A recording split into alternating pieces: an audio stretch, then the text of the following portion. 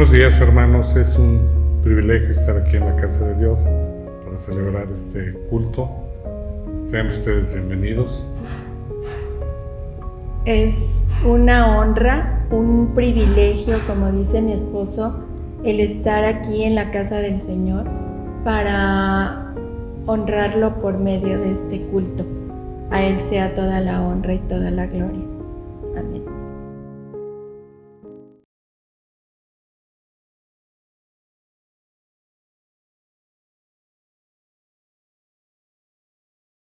El llamamiento a la adoración la encontramos en Salmos capítulo 27, versículo del 1 al 3.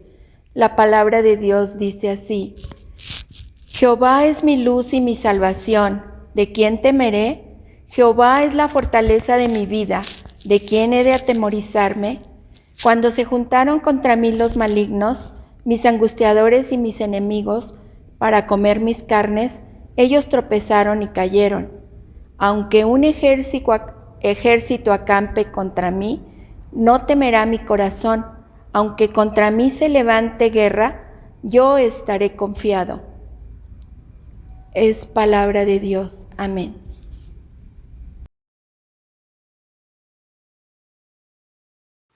Aleluya, alabad a Dios en su santuario, alabadle en su majestuoso firmamento, alabadle por sus poderosos hechos, alabadle según la excelencia de su grandeza. Todo lo que respire, alabe al Señor. Aleluya. Señor, soberano Señor de los mundos, agradecemos y bendecimos tu santo y glorioso nombre. Damos gracias por permitirnos estar reunidos nuevamente para alabar y bendecir tu nombre, que es sobre todo nombre. Escucha, Padre mío, con agrado las oraciones, himnos y mensajes que para tu honra y gloria se ha preparado para el día de hoy. En el nombre de Cristo Jesús te lo rogamos y damos gracias. Amén.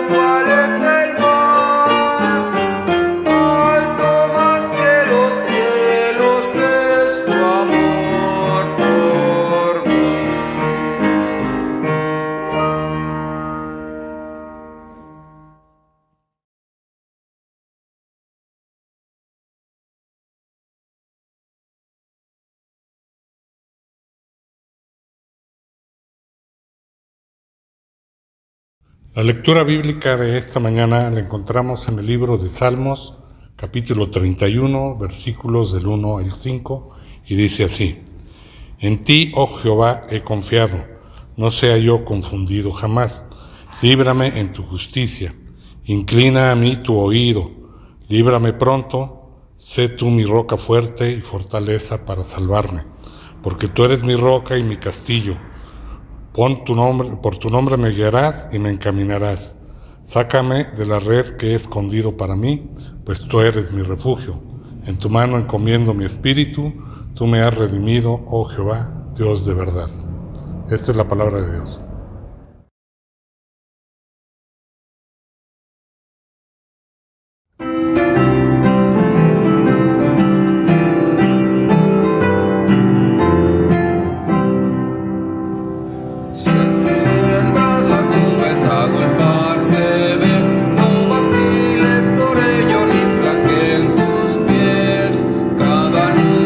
Que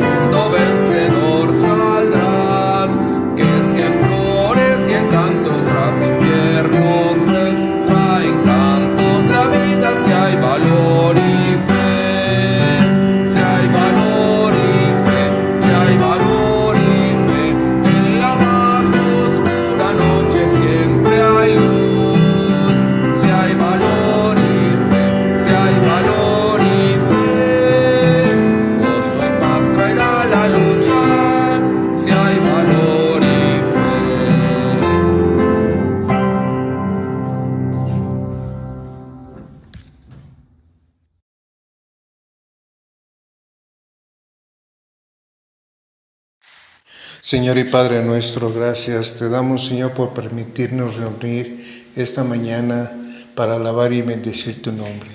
Señor, te pido en el nombre de tu Hijo amado Cristo Jesús, mandes tu Espíritu Santo para que ilumine nuestras mentes y abra nuestros corazones y recibir en esta mañana tu palabra, Señor, y que sea alimento espiritual para cada uno de nosotros. Gracias, Señor, en el nombre de tu Hijo, amado Cristo Jesús. Amén.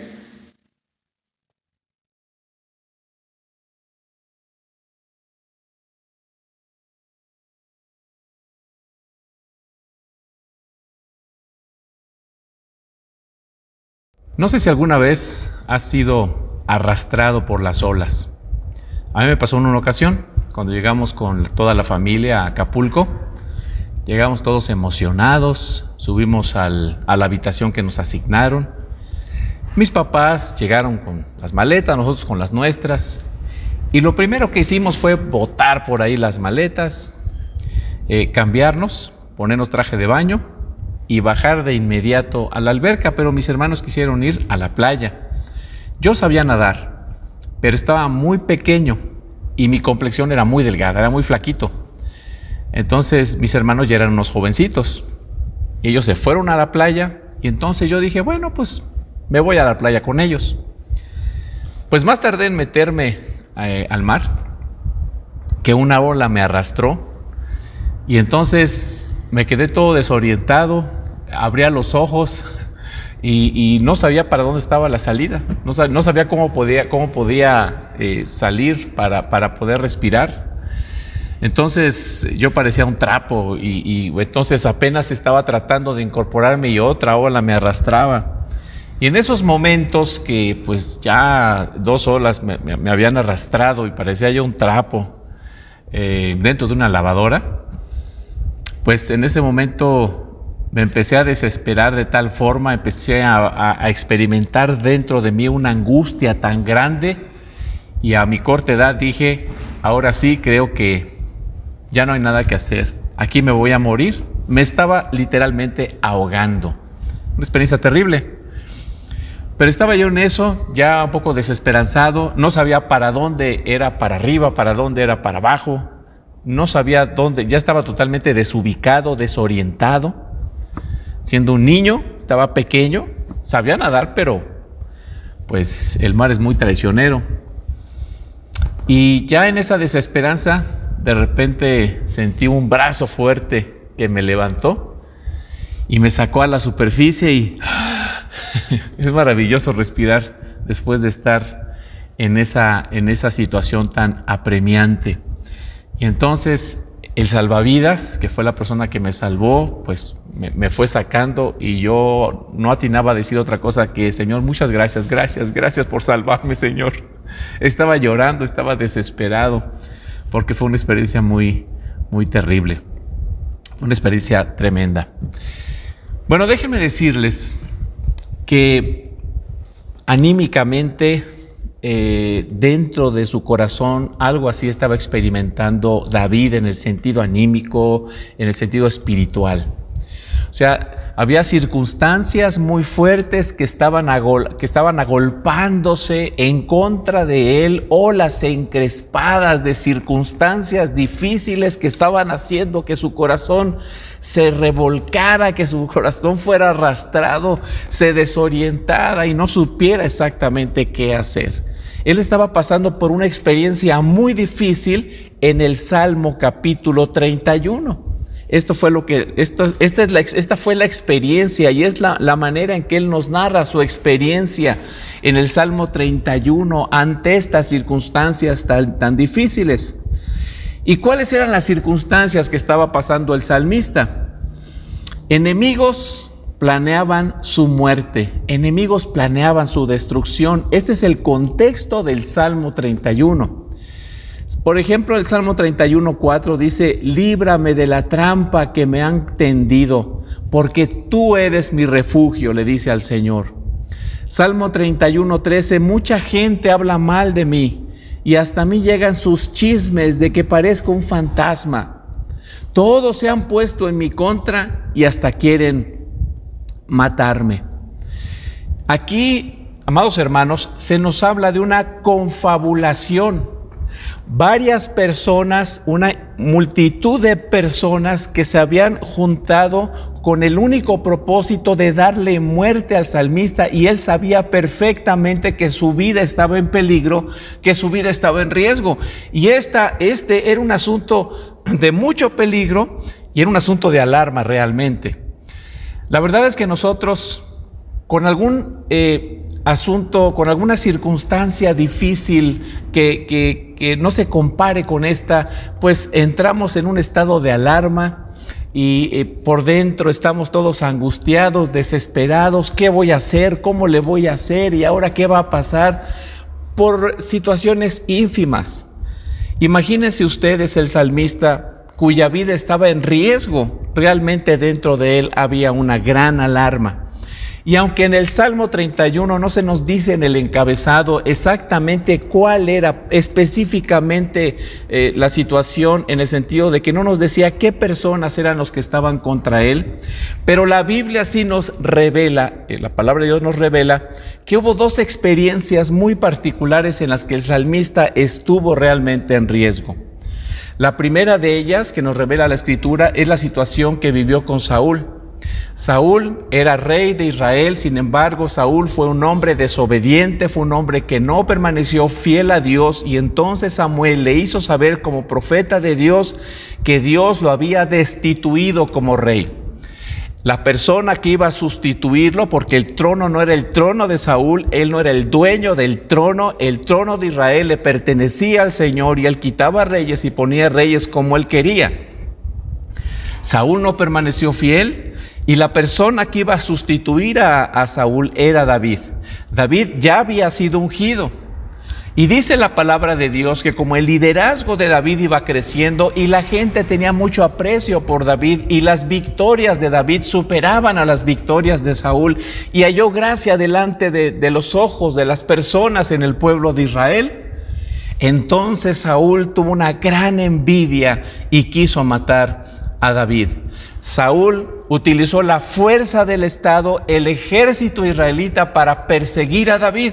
Y David estuvo huyendo por el desierto y por allá en cuevas y montañas tratando de, que Saúl no lo matara. Y Saúl se acercaba y de repente el Señor providencialmente hacía que llegaran ejércitos enemigos que se acercaran a Israel y Saúl tenía que regresar entonces para proteger la ciudad y de esta forma protegía también a David. En fin, esta situación, esta persecución de Estado duró 10 años. Cuando nosotros nos vemos en problemas, durante 3, 4 días, una semana, 15 días, sentimos que nos ahogamos y decimos: Señor, ¿hasta cuándo vas a permitir esto en mi vida? ¿Cómo le voy a hacer para salir adelante? ¿Por qué, Señor, tardas tanto en manifestarte? Bueno, en el caso de David, fueron 10 años, por lo menos 10 años de persecución, Saúl en contra de David. Y aunque al final Saúl terminó muerto, sin embargo, durante esos años, David experimentó angustia en su corazón. La circunstancia que él enfrentó fue muy difícil. Pero no solo esta, ya siendo rey sobre Israel y teniendo ya muchos años como rey de Israel, otra experiencia similar la pasó con su propio hijo Absalón. En el caso de Saúl tenía envidia de David. En el caso de Absalón era un hombre codicioso y él quería llegar a ser rey sobre Israel. Y como su padre ya era grande, pues entonces él estuvo dispuesto a derrocarlo del reinado. Personas cercanas a David, inclusive dice la misma Biblia que Ahitofel, uno de sus más cercanos colaboradores, de sus consejeros de mayor confianza, traicionó a David y se fue con Absalón. Absalón convenció a muchas personas cercanas a David para intentar derrocarlo, para intentar ascender él al trono. Y persiguió a su propio padre. Absalón persiguió a David. Una persecución feroz, donde muchas personas se confabularon para intentar matar a David. Al igual que Saúl, Absalón terminó muerto. Sin embargo, Eso no lo sabía David. David no sabía cuál iba a ser la resolución, cuál iba a ser el desenlace.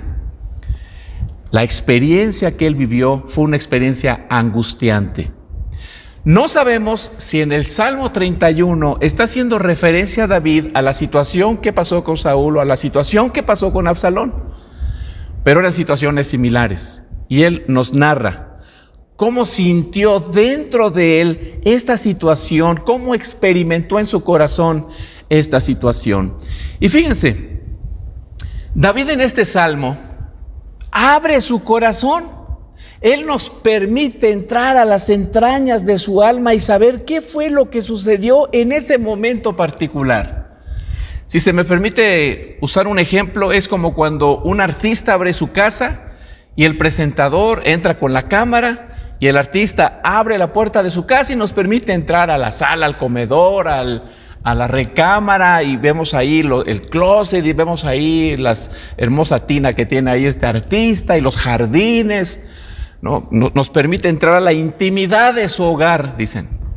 Bueno, David nos permite a nosotros entrar a la intimidad de su corazón, cómo estaba él experimentando esta circunstancia tan difícil que se agolpaba sobre él. Su vida estaba en riesgo. Y vean ustedes lo que dice el Salmo 31:7, tercera parte. El salmista declara: Señor, has conocido las angustias de mi alma. Salmo 31:9, primera parte. Ten piedad de mí, oh Señor, porque estoy en angustia. Salmo 31:10. La vida se me va en angustias. Hermanos, es muy interesante que en este capítulo 31 de Salmo, el salmista repite en varias ocasiones, particularmente en 3 ocasiones, la palabra, el vocablo, el verbo angustia. Él estaba angustiado. Y este es un hebreísmo. Cuando una palabra se repite varias veces, quiere enfatizar una realidad. Es decir, el salmista realmente estaba angustiado. Angustia había en su alma. La angustia es una emoción que trae como consecuencia un sentido de inseguridad en nosotros. Estando en angustia, uno se siente como que se le aprisiona el pecho. Cuando uno está en un momento de angustia por alguna circunstancia difícil por la que uno está pasando, uno piensa que no hay salida a ese problema que está enfrentando. Como que la tristeza embarga nuestro corazón, como que la tristeza sobrecoge nuestras vidas. Uno siente como que se sofoca, así como yo me sentía cuando fui revolcado por esa ola y sentía que me ahogaba y que no podía salir pues tratar de poder respirar normalmente. Dentro de nosotros así se siente la angustia. Hay una tristeza que nos sobrecoge, como que uno se sofoca. No encuentra uno descanso, no hay sosiego, no hay paz, no puede uno dormir, está uno preocupado, uno pues tiene desórdenes alimenticios o come mucho o deja de comer, uno no está en sus cabales, no está al 100%, no se concentra, no hace su trabajo como lo debe hacer, tiene un carácter voluble, de repente está enojado, de repente está muy triste, de repente parece una persona muy vulnerable, de repente parece una persona muy fuerte. Estar en angustia es una emoción, es un estado realmente complicado, difícil en nuestras vidas. Esta es una emoción que ojalá solamente experimentaran las personas que no son creyentes. Nosotros como creyentes sería fantástico que jamás experimentáramos la angustia, que solamente los no creyentes la experimentaran. Y eso estaría bien porque no conocen a Dios, porque no tienen al Espíritu Santo, porque no conocen la Biblia, porque no tienen a Cristo en sus vidas. Pero la realidad es que la angustia es una emoción que es, podríamos decir, algo natural en este género humano, en el mundo caído en el que vivimos. Las personas no creyentes, así como las personas creyentes, experimentamos momentos de angustia.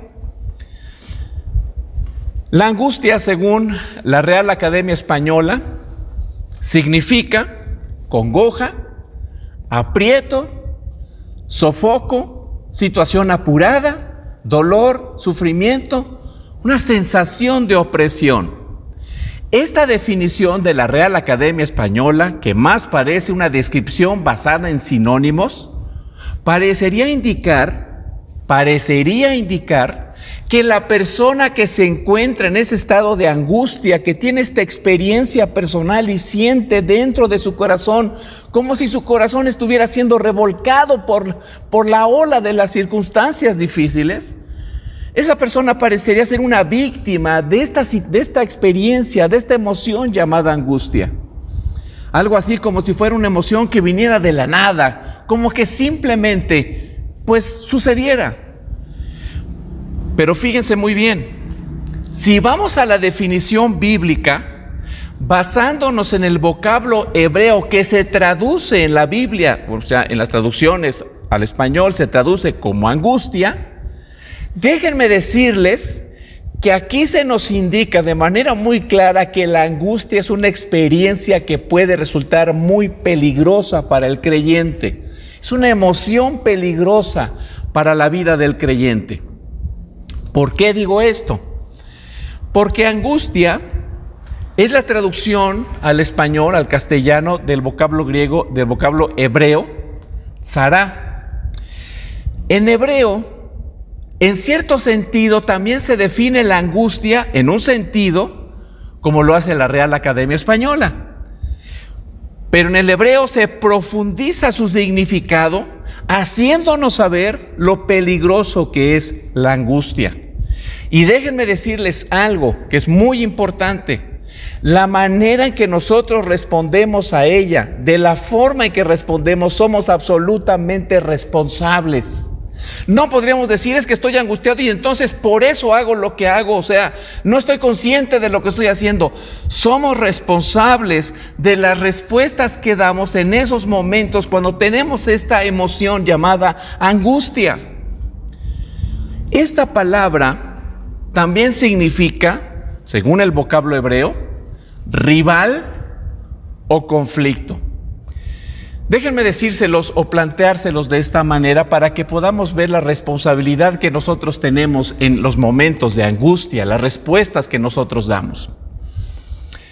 Si nosotros pensáramos en nuestro corazón, o sea, nuestro ser interior, no hablo del corazón físico, ¿no?, sino del ser interior, si pensáramos del corazón, del ser interior como un campo de batalla, hay un ejército enemigo, podríamos decir, que amenaza nuestra fe.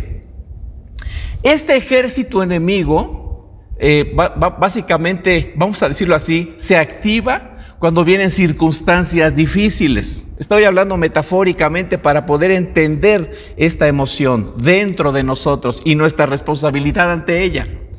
Entonces, es como si este ejército llamado angustia y tuviera un rey que comanda este ejército.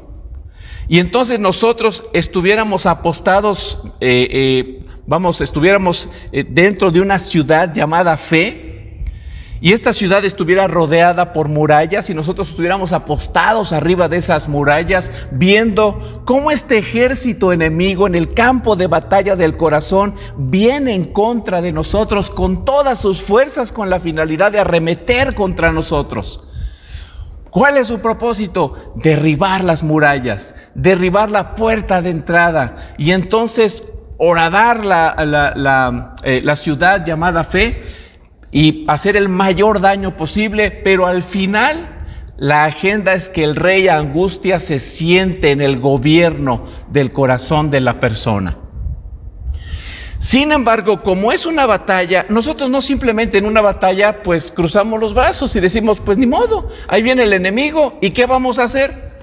No, viene el enemigo llamado angustia, entonces nosotros nos apostamos en el muro y lo que debemos hacer es encender nuestras flechas, y unas flechas bien encendidas y listas para lanzarlas contra el enemigo. Y estas flechas representan la palabra de Dios. ¿Cómo podemos vencer a ese enemigo que se llama angustia? A través de la palabra de Dios. Nosotros como hijos de Dios confiamos que Dios es un Dios soberano Es un Dios que es más poderoso que cualquier enemigo, que Dios jamás, por ningún motivo y bajo ninguna circunstancia nos va a dejar solos. Él no nos va a abandonar. Pero cuando vienen a nuestra vida estas circunstancias difíciles, este ejército llamado angustia, intenta combatir nuestra fe en Dios y prevalecer por encima de nosotros.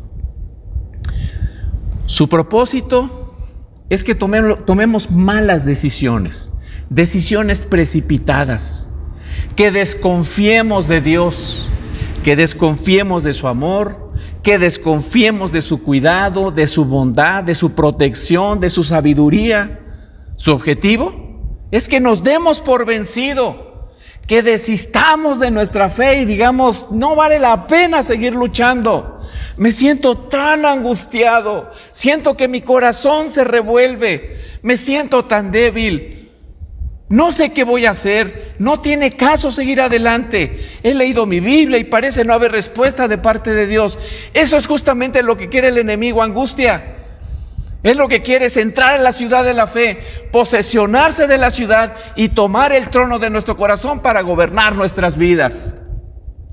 Por eso digo que somos responsables. No podemos decir simplemente, pues es que estoy angustiado, por eso es que yo estoy tan grosero, por eso es que yo pues estoy deprimido y no hallo cómo levantarme de esto. Esta es una batalla de fe dentro de nuestro corazón. Somos responsables y debemos responder con fe.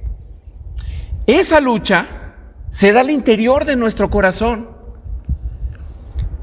que es el centro de nuestras decisiones, de nuestras emociones y nuestra voluntad. Es menester hacerles saber, hermanos, que las emociones se producen dentro del corazón. No son como virus que llegan y nos invaden. O sea, hay una batalla, pero al final esa batalla se da dentro del corazón y esas emociones son producidas dentro del corazón de la persona, por lo cual somos enteramente responsables. No somos víctimas, pobrecitos de nosotros, somos responsables de la manera en que respondemos a ellas.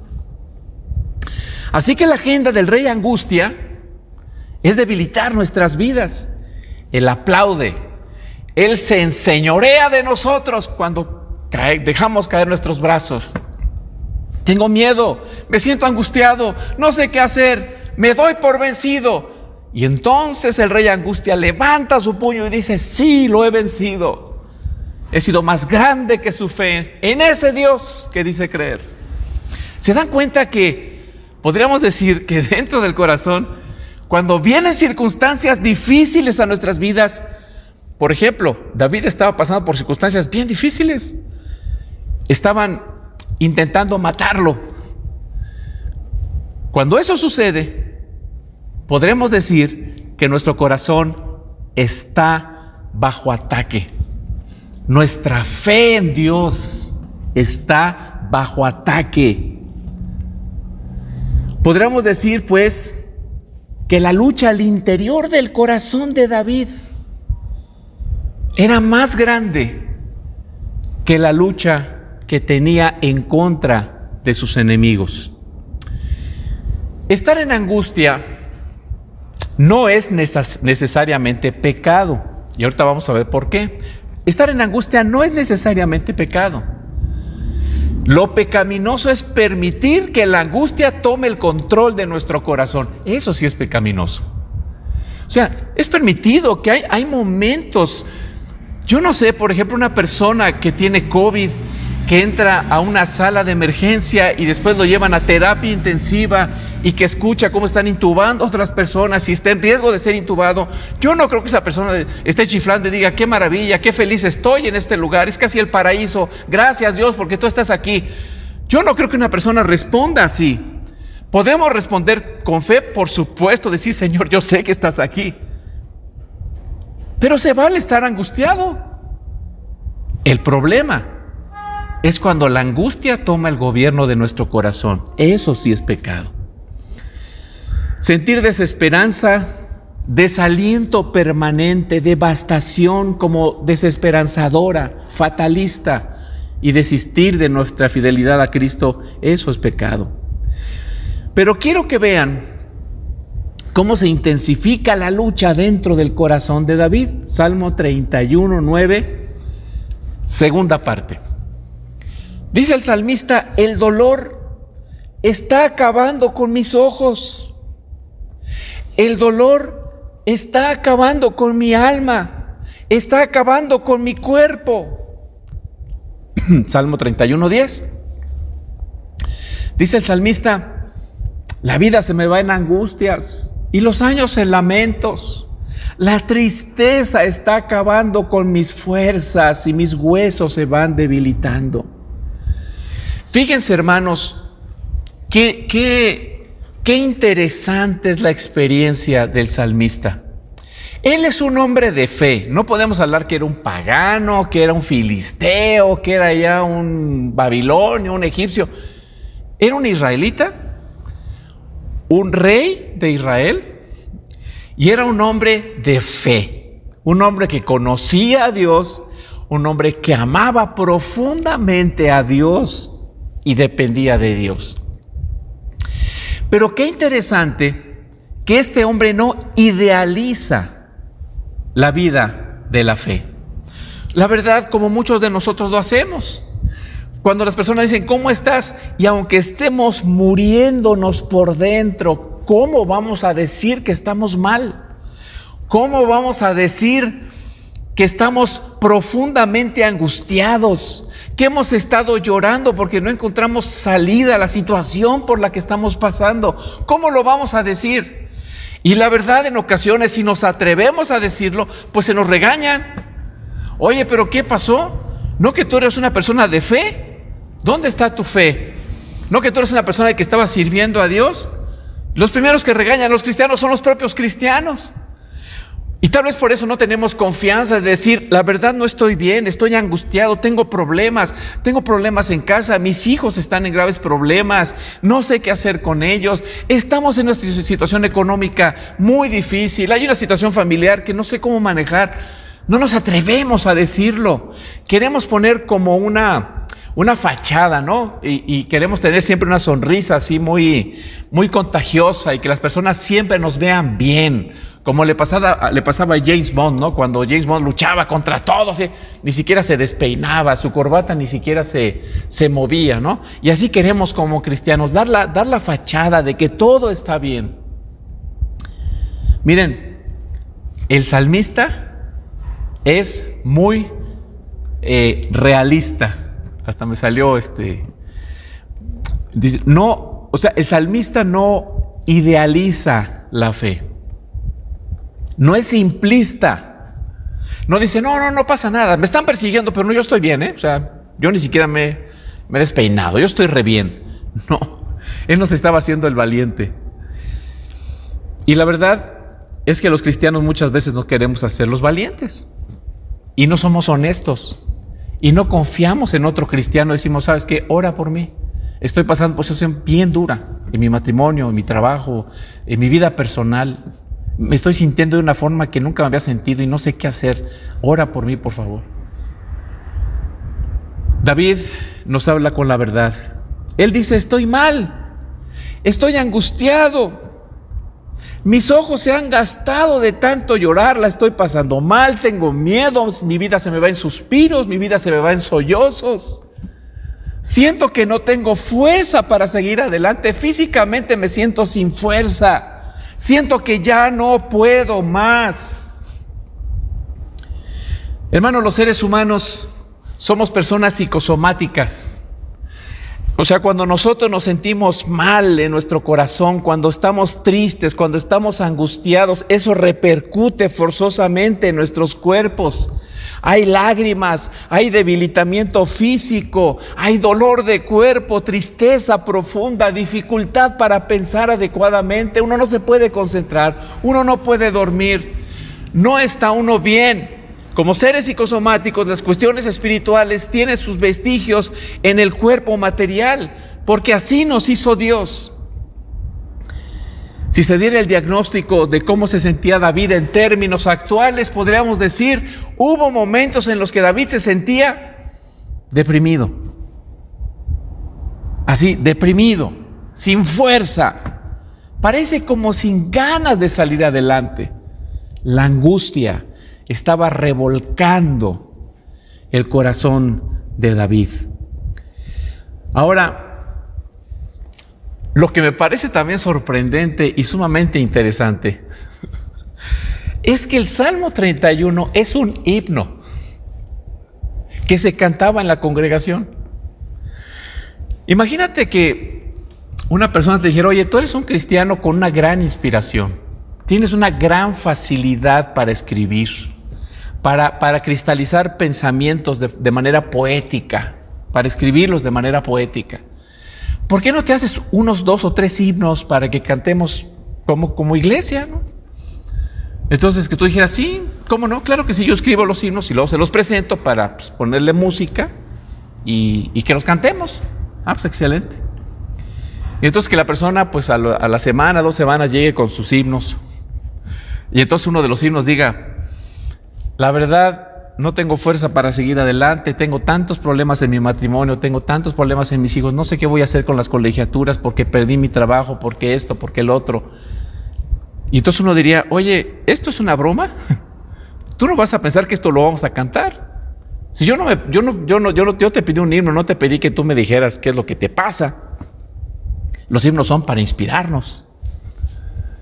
Bueno, este Salmo 31, donde David dice, señores, no tengo fuerza para seguir adelante, ya no sé qué hacer. O sea, mis ojos ya se me cansaron de tanto llorar. Siento que mis huesos me duelen. No puedo seguir adelante. Este era un himno. Y no sé, me imagino a la congregación cantando este himno públicamente, todas las personas, y David presidiendo esta reunión pública. Y la gente cantando ese himno y visualizando a David. ¿Cuántas cosas pasaste? ¿Qué cosas tan fuertes pasaste? Pero lo más interesante, hermanos, y lo que llama mucho la atención, es que este hombre era rey y era un hombre poderoso. Los reyes son poderosos. Tienen a su disposición criados, al ejército, gobiernan toda una nación. Era un hombre poderoso, pero el hombre más poderoso de Israel estaba declarando su debilidad, estaba declarando su humillación y sus tiempos de aflicción personal. Él dice, es como si dijera, señores, yo soy un hombre poderoso, sí, pero soy débil, pero en mí no tengo fuerzas, pero cuando vienen momentos de dificultad, siento que ya no puedo más. Esa es la realidad que hay en mi corazón. No puedo mentirles. Eso es lo que hay dentro de mí. Así es tal cual soy. ¡Qué honestidad! ¡Qué humillación! ¿No? La angustia, el dolor, las aflicciones, su lucha interior del corazón son una realidad en la vida del creyente. Nosotros también pasamos por eso, aunque pongamos una fachada de una gran sonrisa y digamos, todo está bien, gloria a Dios, voy de victoria en victoria, el Señor está conmigo. El Señor está con nosotros, por supuesto. Pero tenemos que ser honestos y debemos ser sensibles cuando un hermano es honesto y no empezar a regañarlo, escucharlo, porque todos pasamos por momentos de angustia. Ahora, ¿qué hacemos en esos momentos cuando parece no haber respuesta a la situación por la que estamos pasando, que estamos viviendo? ¿Cómo responder santamente ante esta situación de peligro externo? En este caso David, por los enemigos, las circunstancias que se agolpaban como olas encrespadas en contra de él, pero también el peligro interno, el que corre nuestra fe cuando ese enemigo llamado angustia toma sus armas y a todo su ejército y arremete con toda la fuerza en contra del muro de la ciudad llamada fe. ¿Cómo responder a esta situación? Salmo 31:5. El salmista dijo, en tus manos encomiendo mi espíritu. Líbrame, Señor, Dios de la verdad. Aquí vemos como un hombre con una profunda angustia en el corazón, en medio de una lucha sin tregua en su fe, como en medio de esa angustia se aferra y declara su absoluta y plena confianza en Dios. ¿Estoy angustiado? Sí. ¿Me siento débil? Sí. ¿No sé qué voy a hacer? Sí. No sé qué voy a hacer. Siento que no tengo fuerzas para seguir adelante. Tengo muy poca sabiduría. Pero Dios me ayuda en estos momentos de angustia y en Él puedo confiar, aunque me encuentre en estos momentos de debilidad y confusión, desorientado por completo. Señor, en tus manos encomiendo mi espíritu. Sé tú, Señor, quien me levante de esta circunstancia, de esta situación que apremia mi vida. Aquí vemos a un hombre que declara su absoluta y plena confianza en Dios. Esta lucha, hermanos, podríamos decir que se da dentro del corazón, dentro del ser humano, en nuestra vida, en nuestro ser interior. Podríamos decir que es un combate épico, cuando nosotros tenemos que apostarnos. Como decía anteriormente, tenemos que apostarnos en los muros de la ciudad de la fe, y entonces tomar la palabra de Dios y lanzar esas flechas encendidas en contra del enemigo, luchando para defender el reino de la fe con la palabra de Dios, confiando en Dios aún como nos sintamos. Y la fe se defiende con las flechas ardientes de la palabra de Dios. Al final, gloria al Señor.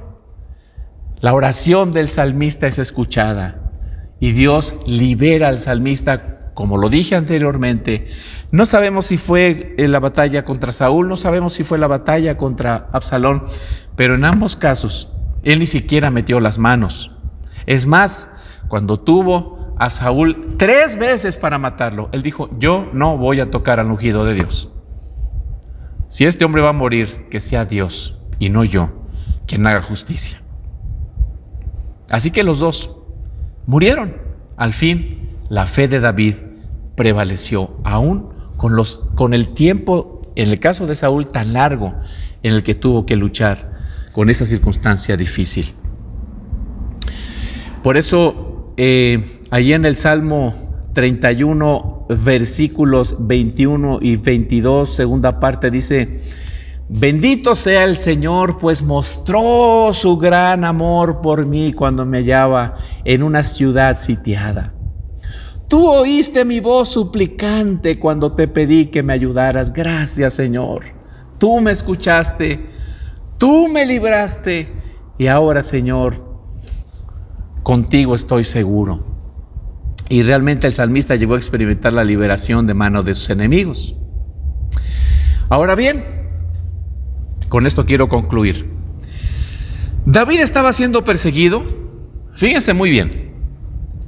Muchos se unieron contra él. Muchos se confabularon para matarlo, a este rey. Se confabularon muchas personas, muchos enemigos. Muchos lo envidiaban, muchos lo odiaban. Muchos lo difamaban, lo calumniaban, y en ese contexto llegó a experimentar una gran angustia, aflicción y poca esperanza de salir con vida. Ahora, no sé si esto te suene familiar. Esto que acabo de decir, no sé si te suene familiar. Hermanos, no es posible escuchar esta experiencia del rey David en el Salmo 31 sin pensar en otro rey que experimentó una situación similar a David. Pero una situación similar, pero profundizada, terriblemente peor que la de David. Y obviamente me refiero al Rey de Reyes y Señor de Señores, a nuestro Señor Jesucristo. Hermanos, Él experimentó persecución. Sus enemigos se confabularon contra él. Miren, los herodianos no se llevaban con los fariseos. Los fariseos distaban de la doctrina de los saduceos. O sea, entre esos grupos dentro del Sanedrín había ciertas divisiones y doctrinalmente no se ponían de acuerdo. Y había muchas cosas en las que no se ponían de acuerdo. Pero había una en la que sí se ponían de acuerdo todos estos grupos, en la que muchas cosas no se ponían de acuerdo. Pero había una en la que sí se ponían de acuerdo. Todos, absolutamente todos se unían en contra del Hijo de Dios, en contra de David, confabulaban contra el Señor. Todas las discrepancias que pudiesen tener como grupos respecto a Jesús desaparecían. Ellos se unían para matarlo. Y esa era la agenda. Déjenme decirles, el caso de Jesús no solamente era molestarlo, no solamente era darle así como un sustito. Muchas veces los fariseos se abstuvieron de matarlo por miedo a la gente, pero ellos querían matarlo. Todos se unieron contra él para matarlo. En eso sí estuvieron de acuerdo. Sus amigos. El caso de David fue traicionado por sus consejeros más cercanos, particularmente por Ahitofel. Fue traicionado por el más cercano de sus consejeros. Bueno, Jesús fue traicionado por sus amigos. En ese contexto de constante persecución y ya estando en el umbral de la muerte, el alma de nuestro Señor Jesucristo se angustió tremendamente. Por eso decía que la angustia no necesariamente es pecado. Dejarse dominar y gobernarse por la angustia y tomar decisiones con base en un corazón lleno de angustia, eso sí es pecaminoso. Pero la angustia en sí es una experiencia humana. ¿Y saben una cosa? La Biblia nos dice que Jesús sabe de lo que se trata la angustia. Si tú estás angustiado por algo, estás preocupado, tienes miedo y dices, es que nadie puede saber lo que a mí me está pasando, déjame decirte algo. Dios sabe lo que te pasa. ¿Por qué? Porque Jesús experimentó angustia. Y Jesús es el Hijo de Dios y Él es Dios. Pero como hombre, Él supo a qué sabe la angustia. Él supo a qué sabe estar en circunstancias difíciles en este mundo caído. Él lo sabe. Mateo 26, 38.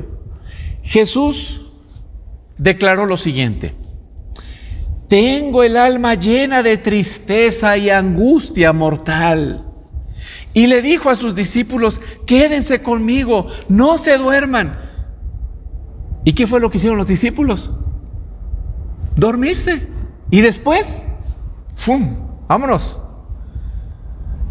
Cada quien a salvaguardar su propia vida. Aunque le dijeron, no, yo voy a estar contigo en todo momento, y si hay que morir, moriré contigo, sí, ajá.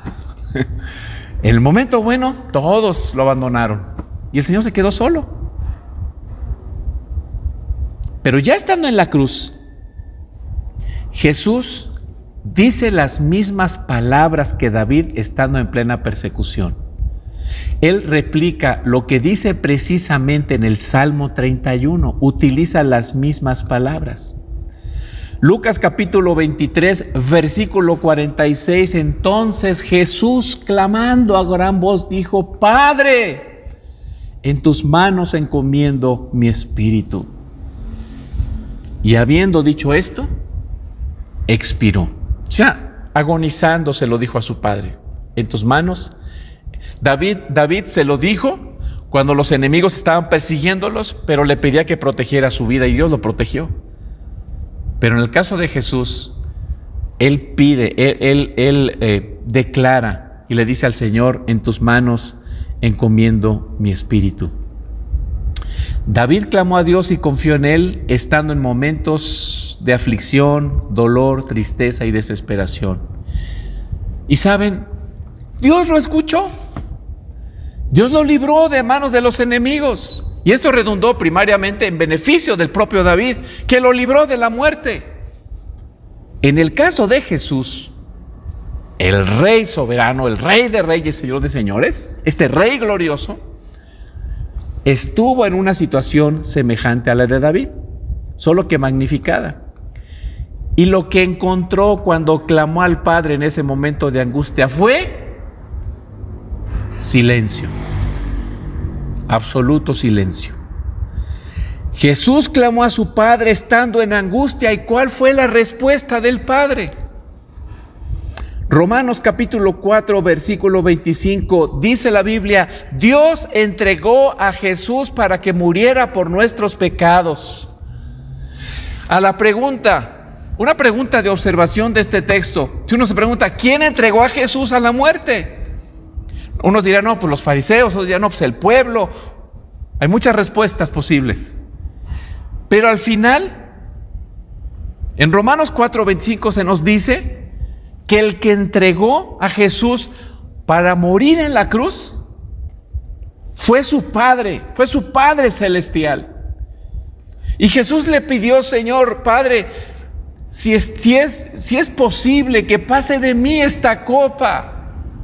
Hubo silencio de parte de Dios, pero al final la respuesta fue: yo mismo te voy a entregar. Y dice Romanos 4:25, y lo resucitó para que fuéramos declarados inocentes. Hermanos, esta fue la respuesta. Él fue perseguido por sus enemigos, traicionado por sus padres, por sus amigos, y entregado por su Padre celestial. El Padre entregó a Jesús en manos de sus enemigos. A David lo libró, pero a Jesús lo entregó en manos de sus enemigos en esos momentos de angustia.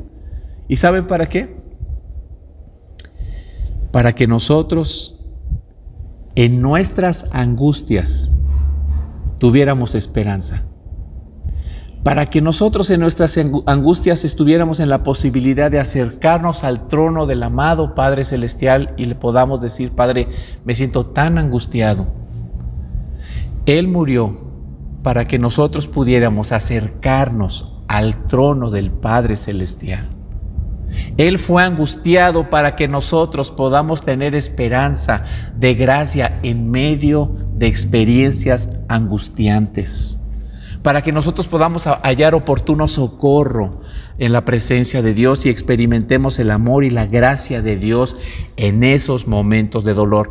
¿Se vale estar angustiado? Sí, pero es una lucha dentro de nosotros y debemos defender nuestra fe con la palabra de Dios, confiar en las promesas de Dios y basar nuestra vida en la obra y persona de Jesucristo, que fue angustiado para que nosotros en momentos de angustia pudiéramos experimentar paz, pudiéramos experimentar gozo, esperanza, sabiendo que estamos en las manos de Dios.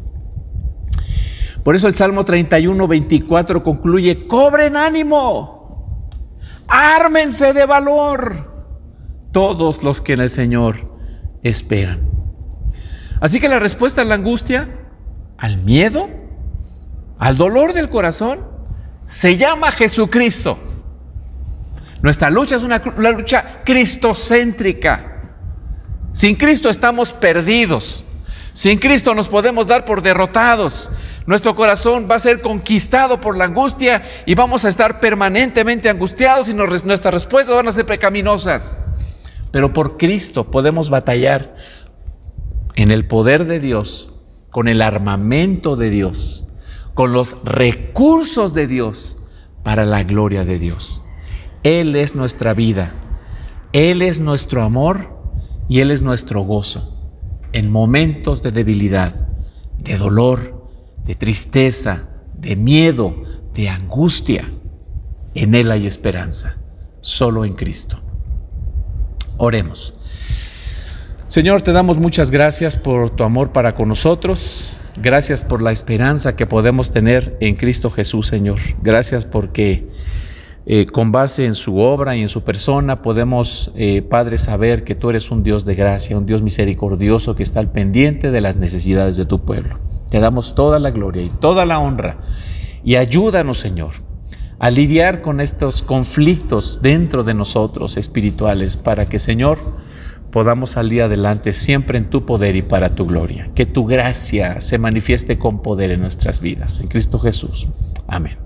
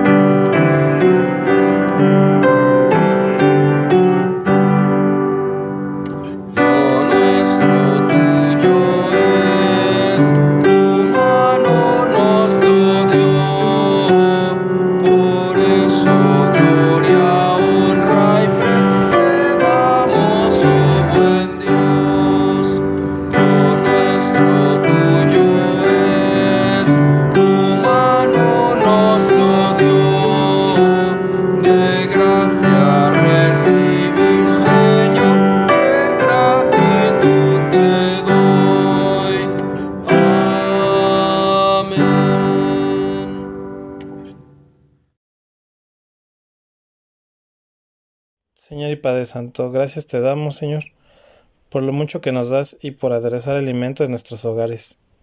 Es por ello que queremos ofrecerte un poco de lo mucho que tú nos has dado, y es por ello que pedimos que multipliques estas ofrendas, las bendigas y que sean usadas para esparcir tu palabra, así como también que llegue a esos hogares donde no hay recurso o alimento. Te pedimos que tú les multipliques y les prosperes, Señor. En nombre de tu Hijo Jesucristo, todo esto te lo pedimos. Amén.